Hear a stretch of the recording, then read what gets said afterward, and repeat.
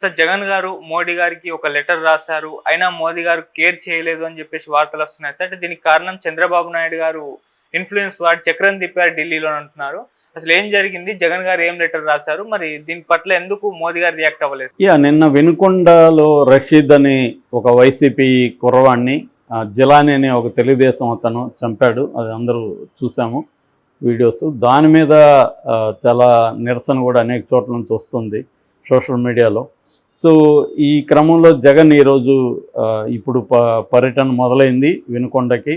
వర్షం పడుతుంది అక్కడ, ఆ వర్షంలోనే వెళ్తున్నారు.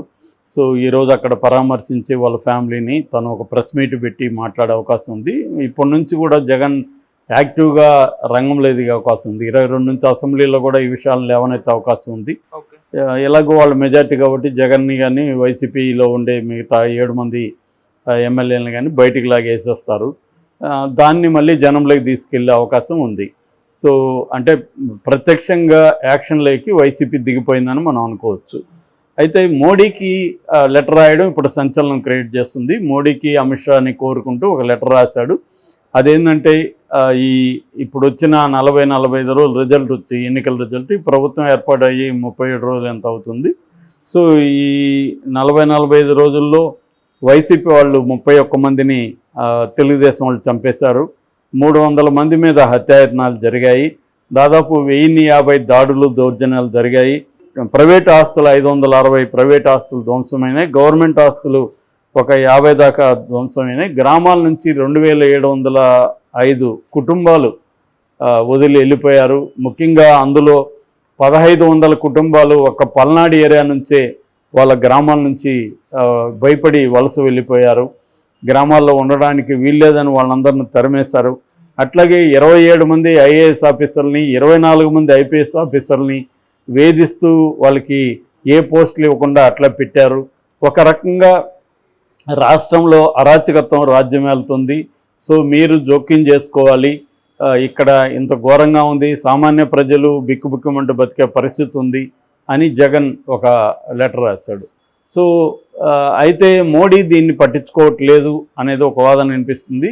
అయితే మొన్నటి వరకు మనం చెప్పుకున్నాం కూడా, జగన్కి మోడీ అండదండలు ఉన్నాయని మొన్నటి వరకు వినిపించింది. అది ఎందుకంటే జగన్కి 11 మెంబర్స్ రాజ్యసభలో ఉన్నారు, అట్లాగే లోక్సభలో 14 ఉన్నారు. మొత్తం కలిపి 15 మంది పార్లమెంట్లో జగన్ బలం ఉంది. దీన్ని ఉపయోగించుకొని జగన్ మోడీని కొంత డిమాండ్స్ చేసే అవకాశం ఉంది. అదేంటంటే తనకు ప్రొటెక్షన్, కేసులు చంద్రబాబు కేసుల్లో పెట్టి జైలుకు పంపించకుండా ఆల్రెడీ అక్రమాస్తుల మీద ఉన్న దాదాపు 18 కేసులు ఉన్నాయి. ఆ కేసుల్లో ఈడీ సిబిఐ ఇన్వాల్వ్ అయింది. ఆ కేసులు డైలీ విచారణకు కూడా హైకోర్టు ఆదేశాలు ఇచ్చింది సిబిఐ కోర్టుకు.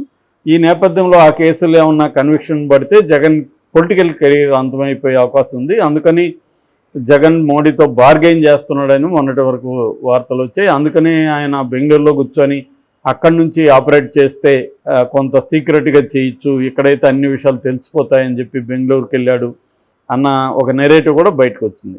అయితే ఇప్పుడు మొన్న చంద్రబాబు ఢిల్లీ వెళ్ళి అమిత్ షాతో భేటీ అయ్యాడు. మోడీ అయితే కలవలేదు. కానీ అమిత్ షాతో భేటీ చంద్రబాబు డిమాండ్ ఏంటంటే, జగన్ని మీరు ఎంటర్టైన్ చేయకండి, నాకు అక్కడ ఇబ్బందులు ఉన్నాయి, నేను ఆల్రెడీ మా వాళ్ళు జగన్తో కుమ్మక్కైపోయారు అన్నట్టుగా విమర్శిస్తున్నారు. ఈవెన్ ఆంధ్రజ్యోతి రాధాకృష్ణ కూడా తీవ్ర టోన్నే రాశాడు. తెలుగుదేశం మీడియా కానీ, తెలుగుదేశానికి సంబంధించిన ఎన్ఆర్ఐ విభాగం వీళ్ళందరూ కూడా చంద్రబాబు పట్ల అసంతృప్తితో ఉన్నారు. ఎందుకంటే ఇన్ని రోజులైనా కూడా జగన్ మీద ఎందుకు చర్య తీసుకోలేదు, ఈ పాటికి జగన్ని జైలు వేసేయాలి కదా అన్న పద్ధతిలో అసంతృప్తి వ్యక్తం చేస్తున్నారు. అయితే చంద్రబాబు ఏంటంటే ఆయన సీజన్డ్ పొలిటీషియన్, 45 ఏళ్ళ అనుభవం ఉంది. ఏ పని టైమింగ్ అనేది ఇంపార్టెంట్ రాజకీయాల్లో. సో ఎప్పుడు ఏది చేయాలో అప్పుడు అది చేయాలి తప్ప వచ్చి రాగానే జగన్ని జైల్లో పడేస్తే ఆయనకి నెగిటివ్ వచ్చే అవకాశం ఉంది. అట్లాగే మోడీకి సంబంధించి కూడా జగన్ అవసరం ఉంది కాబట్టి మోడీ కూడా గ్రీన్ సిగ్నల్ ఇచ్చే అవకాశం లేదు. మోడీ గ్రీన్ సిగ్నల్ ఇవ్వకుండా జగన్ని చంద్రబాబు జైలుకి పంపించే అవకాశం కూడా లేదు. ఎందుకంటే మోడీకి చంద్రబాబు ఎంత అవసరమో చంద్రబాబు మోడీ ఇంకా ఎక్కువ అవసరం. కాబట్టి చంద్రబాబు అక్కడేమీ బ్లాక్మెయిల్ చేసే రాజకీయాలకు వెళ్ళే పరిస్థితి చంద్రబాబుకి లేదు. చాలామంది అనుకుంటారు చంద్రబాబు మీద కదా డిపెండ్ అయ్యి మోడీ ఉన్నాడు, చంద్రబాబు అనుకుంటే అవుతుందని. ఆ సీన్ లేదు అక్కడ. మోడీ పరిస్థితి వేరు, అంతకుముందు ఉన్న వాజ్పేయిలు వీళ్ళు వేరు. కాబట్టి మోడీ ఏంటంటే ఎక్కడికక్కడ ఎవడికి వాడి ఫిట్టింగ్లు పెట్టి కూర్చుంటాడు. సో ఏమన్నా తోకాడిస్తే అక్కడ బిగించే చోట బిగిస్తాడు అతను. సో ఆ రకంగా ఇబ్బందులు ఉంటాయి. రెండోది, నెక్స్ట్ లోకేష్ ఫ్యూచర్ కూడా చంద్రబాబు దృష్టిలో పెట్టుకుంటాడు. ఇప్పుడేమన్నా తోకాడిస్తే మనం నెక్స్ట్ లోకేష్కి ఇబ్బందులు ఉండొచ్చు మన తర్వాత. అందువల్ల లోకేష్ని సేఫ్ జోన్లో ఉంచాలంటే కూడా ఇప్పటి నుంచి కొన్ని జాగ్రత్తలు తీసుకోవాలని చంద్రబాబుకి ఏంటంటే అహెడ్ ఆలోచిస్తాడు. చంద్రబాబు ఎప్పుడు కూడా లాంగ్ టర్మ్ ప్లాన్ ఆయనకు ఉంటుంది. ఆ విషయంలో ఆయన విజనరీ. అంటే ఒక లాంగ్ టర్మ్లో ఎలా ఉండాలి. మామూలుగా కమ్యూనిస్టులకి మావోయిస్టులకి వ్యూహం ఎత్తుగళ్ళు అంటారు దాన్ని. వ్యూహం ఎత్తుగళ్ళు అంటే స్ట్రాటజీ అండ్ టాక్టిక్స్. స్ట్రాటజీ అంటే ఒక లాంగ్ టర్మ్ ప్లాను, దాని స్ట్రాటజీ. యుద్ధంలో కూడా ఒక లాంగ్ టర్మ్ ప్లాన్ ఉంటుంది. టాక్టిక్స్ అంటే ఇమ్మీడియట్గా ఈరోజు రేపు 10 రోజుల్లో చేయాల్సిన ప్లాన్ల గురించి టాక్టిక్స్ అంటారు. ఈ టాక్టిక్స్ స్ట్రాటజీ అనేది చంద్రబాబు చాలా పకడ్బందీగా వేస్తాడు. అంటే ఇమ్మీడియట్గా ఎలా ఉండాలి, లాంగ్ టర్మ్లో ఏముండాలి. సో ఇవన్నీ దృష్టిలో పెట్టుకొని ఆయన ఒక ప్రపోజల్ పెట్టాడని చెప్తున్నారు మోడీ దగ్గర. అదేంటంటే, ఒకటి, జగన్కి ఉన్న 11 మందిని నేను మ్యాక్సిమం లాగేస్తాను నా వైపుకి. సో కాబట్టి అంటే బీజేపీలో కన్నా వస్తారు, లేదా తెలుగుదేశంలో కన్నా చేరతారు వాళ్ళు. కాబట్టి మీకు ఆ ఇబ్బంది ఉండదు. రెండవది, ఆల్రెడీ కేసీఆర్ నలుగురిని రెడీగా పెట్టుకొని ఇచ్చేస్తాను సార్ తీసుకోండి అనే పద్ధతిలో ఉన్నాడు. సో అది తీసుకుందామన్న ఆలోచనలో వాళ్ళు కూడా ఉన్నట్టుగా తెలుస్తుంది. డీల్ కూడా కుదిరింది అంటున్నారు. సో ఈ 4 వెళ్తారటు. సో 4 వెళ్ళినాక మిగతా ఈ 11లో 6-7 మందిని లాక్కోగలిగితే మ్యాక్సిమం వాళ్ళకి మిగతా దేశంలో ఒకరిద్దరు దొరకరు అనేది ఏం లేదు రాజ్యసభ. కాబట్టి వాళ్ళకి కావాల్సింది అక్కడ 12 షార్టేజ్ ఉంది రాజ్యసభలో.